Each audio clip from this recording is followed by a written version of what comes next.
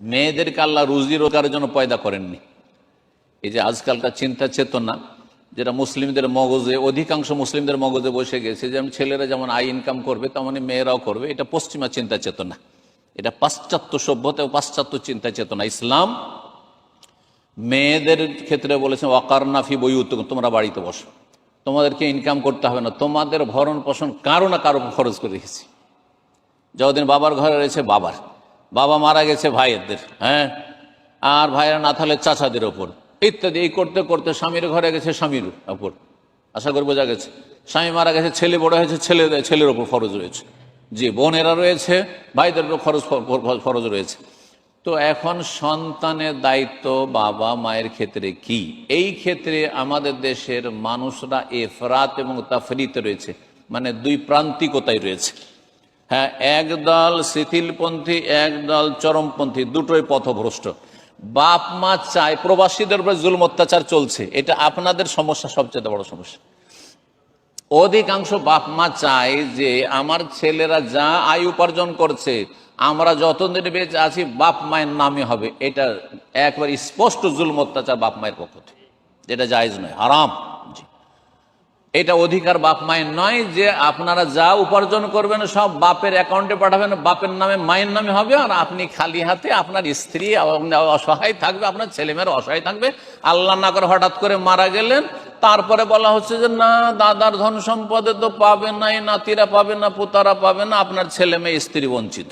এটাই হচ্ছে কিন্তু আপনাদের সাথে জালেম, এইসব বাপ মারা জালেম, ভালো করে শুনে রাখেন।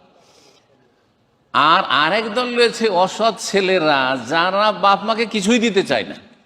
হ্যাঁ, স্ত্রীকে হোম মিনিস্টার বানিয়ে দিয়েছে, যে স্ত্রীর হুকুম ছাড়া একটা পয়সা খরচ দিতে পারেন, অথচ বাপ মা হয়তো অভাবে। এটাও তাহলে কি গুমরাহি? দুই গুমরাহির মাঝখানে হচ্ছে ইসলাম। এই ক্ষেত্রে ইসলাম হচ্ছে মধ্যম পন্থা প্রতিটি ক্ষেত্রে। তার মধ্যে এই বিষয়টি ভালো করে শুনে রাখেন।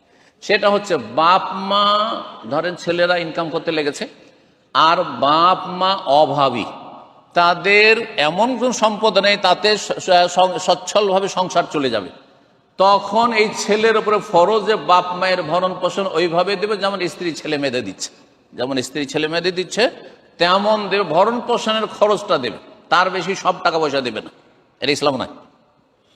কিন্তু যদি দেখা যায় যে না বাপ মাশাআল্লাহ যথেষ্ট সচ্ছল, বাপের এত সম্পদ আছে, চাকরি আছে অথবা সম্পদ আছে, বা ঘর ভাড়া আসছে বা জমি জায়গাতে যেখান থেকে হোক না কেন, তাতে দিব্যি তার সুন্দর সংসার চলে যাচ্ছে, তাহলে ছেলের ওপর এখানে ভরণ পোষণের দায়িত্ব ফরজ নয়।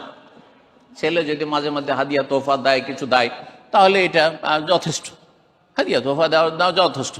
কিন্তু আমাদের দেশের মানুষ মনে করে যতই সম্পদ, কোটিপতি বাপ সব জমিয়ে রাখবে, আর ভাড়াগুলো জমিয়ে রাখবে, সব জমিয়ে রাখবে, আর ছেলে প্রবাসে আছে, তাকে মাসের মাসেও বাড়ির গোটা বাড়ির খরচ পাঠাইতে হবে। এটা ইসলাম নাই। কিন্তু বাপ মা যদি আর্থিকভাবে সচ্ছল থাকে, যে কোনো পয়সা লাগবে না, বাবা আমাদের পয়সা দিয়ে আমাদের সংসার চলে যাচ্ছে, মান্থলি খরচ চলে যাচ্ছে, তাহলে আপনাদের উপর কোনো দায়িত্ব নেই। যদি মাঝে মাঝে দেবেন সদাচরণের জন্য, যেটা স্বাভাবিক, সবচেয়ে বেশি বড় হক আল্লাহর পরে বাপ মায়ের, সুতরাং বাপ মাকে অন্যদেরকে অনেক সময় গিফট উপঢৌকন দিচ্ছেন, ওই রকমই দেবেন। জি।